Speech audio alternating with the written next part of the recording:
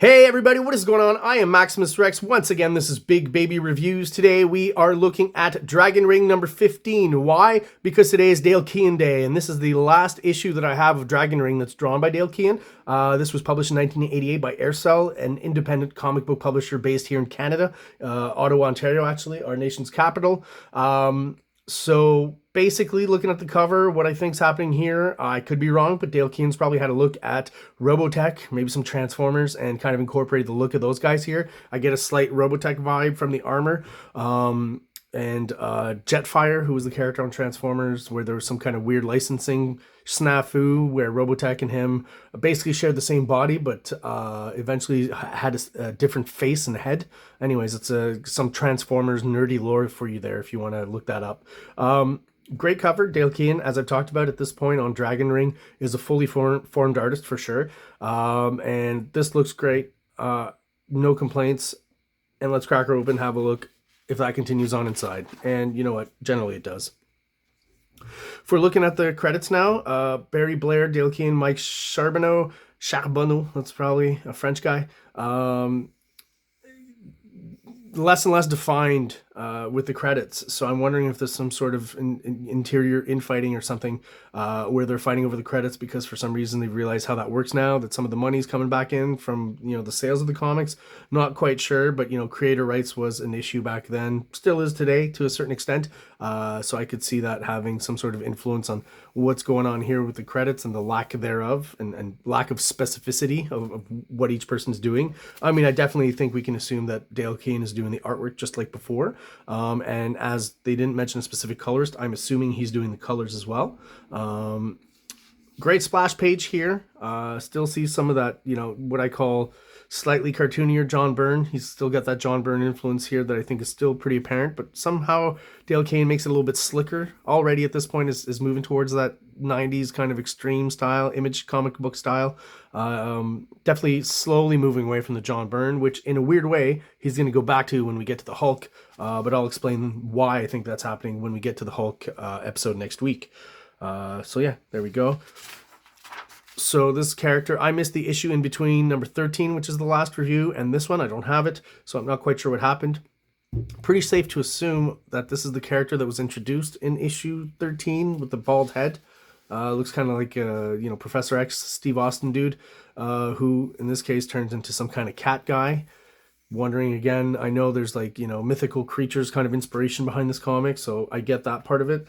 Definitely, to me, again, was Dale Keown looking at things like Thundercats, because that's definitely a character I think that would fit right into that with how his design is done here, right? Which is quite different from the werewolf we've seen before, that we're going to see a little bit more of in this issue, and that we saw, or we're going to see rather, when we get to the later Pit issues, where I definitely think I'm onto something by saying that Dale Keown just kind of brings back the werewolf design from Dragon Ring into the Pit comic. So still, you know, some good bit of storytelling overall. 3 panels, 4 panels, even though this is a pretty action-packed kind of sequence. You know, still going strong with the storytelling. All the art looks good. The colors look good. You know, there's definitely an 80s vibe to the look and feel of these comics. But I kind of enjoy it. And as soon as we get in with the ladies here, and this kind of, you know, authority figure, somewhat Nazi looking dude, right? That's, you know, even we still do that today, where, you know, anytime you want to make some villain look evil, you use the Nazi trope, which I'm not necessarily for or against. I don't care. If it's done well, it's done well. That's fine. If it's a World War II history piece, obviously that makes sense. But this whole thing, the coloring, the bit of airbrushing, I'm pretty sure is what's going on here. Possibly could be wrong, but I'm pretty sure that's some airbrushing on the artwork. All of this screams rock and roll if you've ever seen it. And if you haven't, again, I've talked about it before, go check it out on YouTube. Rock and roll, this kind of, you know, early 80s animated musical movie that I definitely think Dale Keown, there's that Canadian connection I've talked about before with this movie. You know, it was produced in Canada, wasn't very popular overall in its distribution. And, you know, I think a lot of Canadian kids just remember it because it was played a lot in syndication. I guess it was cheap or something. I'm not quite sure. It was available, and it was kind of something I would see a lot of as a youth here in Canada on TV. Some more art sequences. I'm wondering if this here wasn't stretched. Like, this feels like it was stretched from the original artwork. It looks a little odd. It just doesn't work for me. I don't feel like Dale Keown draws, you know, super wide, off proportion faces like that. So something odd happened with this panel, I think. And yeah, so the new character from the cover we discover is just an old character who kind of forms a suit of armor here. I find the storytelling here kind of weak to lead to this. This shot is great, but like, you know, the transformation here I feel could have been a little more extreme. Maybe not here, but in this panel at least. Maybe some of the armor flying on or something. There's just, I don't know. See, I mean, I get what's going on. It's kind of a He-Man deal, once again, if we're talking about that kind of influence in this comic. But I just find the transition a little wonky. Although we do understand what happened, right? I guess that's what's most important. In this case, I guess, from the point of view of the artist, man, was that quick to draw, right? Move on. I'm on a deadline. So again, when I see a silhouette, it's well done, but, you know, maybe another deadline shot, right? Trying to get through that quickly. Dark background, not too much, you know, just enough to tell us where stuff's happening, which is fine and economical. And if you're working on a monthly schedule, totally makes sense. Some better kind of, you know, rendering from Dale Keown over here on this page. You know, I could definitely tell if you look at these two pages, he spent more time on this one, had more fun doing this than he had doing this, right? Which makes sense. I can understand that. So some pretty backgroundless action, which, you know, probably helps you get through it fairly quickly, which is probably smart. You know, in my comics making process, sometimes I think I may draw too many backgrounds and maybe just once in a while I should pull away, and that would help me get through pages quicker as well. Try doing it when you're actually drawing the pages though. It's a little more difficult. Let loose that way, I guess, in a funny way to say, to let loose, to do less drawing. It's odd, but yeah. This sound effect is just odd to me because the character covers it up. So, you know, I'm looking at it, and to be honest, I'm assuming it says crunch, right? It seems to be biting down. But to me, I see crotch for some reason.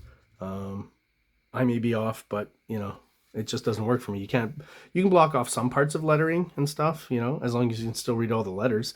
In this case, not quite sure what that is. Is it cringe? Is it crunch? Is it crotch? Here's another, you know, deadline shot, which totally works. It's a good, you know, good way to get through a page real quick.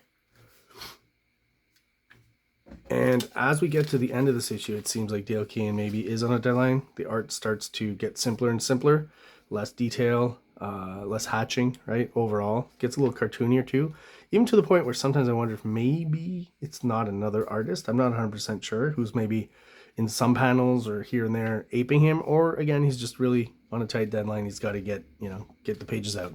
I will point to this here as, like, if you told me John Byrne drew just this panel, I would probably believe you, right? That panel there is 100% John Byrne, even though we're going to assume Dale Keown drew it. I do like this page. It's fun, right? Very quick background thing here. But I think totally works. Just maybe a little cartoony compared to the rendering on the figures usually. But there's an aspect of it that I enjoy. And this panel too, I really like. Not exactly even quite sure what's going on. It's like everything's rumbling and rocks, I guess, are moving around. I like the color scheme though, very kind of psychedelic. There's a psychedelic vibe to this panel that I like. If you'll notice, I'm noticing it now, but I don't know if he's done it just with the female characters, but, you know, the ass is sticking out. Most of the female characters, if you go through these comics, their asses are sticking out like that, but you're getting an extra added bonus of this young fellow here and his rotund buttocks stuck out. More evidence of, I've talked about before, maybe some airbrushing on the background there, like on a different layer possibly even, right, behind the artwork. Get the black ink line on an acetate, clear acetate, and then do colors behind. Maybe that's how Dale Keown did this. It's possible. I don't think it was right on the board. I do get a sense, like if you look at over here, that these kind of blue, I hope the camera's picking it up, but there's like a white area and then a slight light blue area. The black line is covering some of that blue area there. So that would lead to me thinking that's the coloring process here. I do like all of this here, the coloring to the background, very 80s, very kind of Miami Vice-y, I guess you'd say. Really like, once again, these great silhouettes that he does and that help him get through, you know, an extra quick panel to move on to the next page, but is super effective.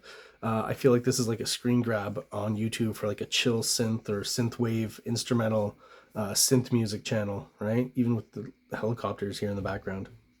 Now this part I don't quite understand in the story. I want to point out that I think there's an actual picture or stat of some sort, photocopy of a wheelchair's wheel here. Okay, that's probably drawn in stuff. But I feel like he used an actual one for the reference and kind of maybe light boxed it or traced over it. And this part here, just the way that looks, it always has the hallmarks of a stat or a photocopy of some sort. But yeah, this part confuses me because, you know, friends. It just says friends here. It's very murky. You could almost miss it. And I'm not quite sure why it's there and what it's meant to do. And again, if it's that blacked out, can it be that important? Is it like a super obvious pointing out that these guys are friends? It's kind of cheesy if that's what it is. So I'm not quite sure what they're going for with friends up here. Very odd to me. So we've got some more Dale Keown artwork, Dale Keown faces, right? Definitely stuff that we're going to see on a Hulk and on Pitt.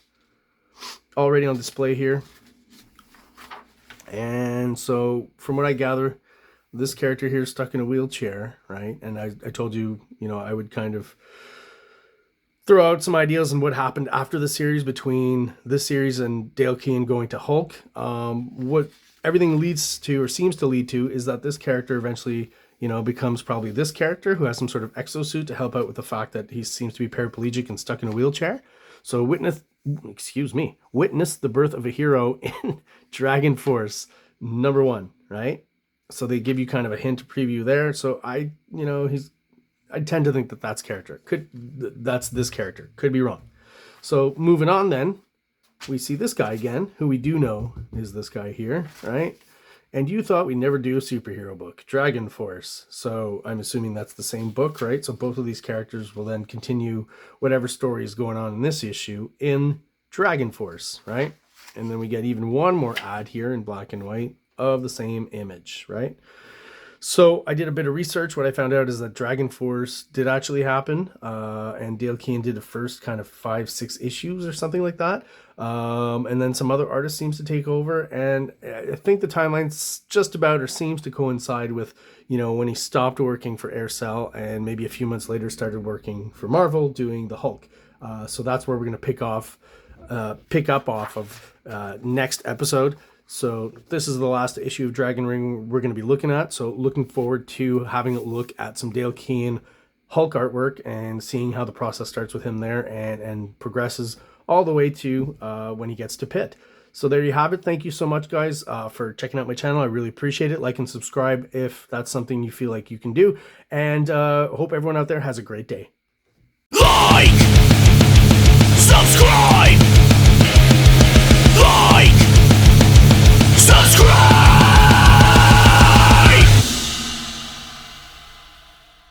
King Comics presents Big Baby, Volume 1, Issues 1 to 13, 204 pages of story and art. King Comics also presents Star Crasher one-shot, 32 pages, cosmic sci-fi surrealist adventure. You can find these fine comics at KingComics.CA, at MaximusRex13 on Instagram, or on Facebook, MaxRex or Big Baby.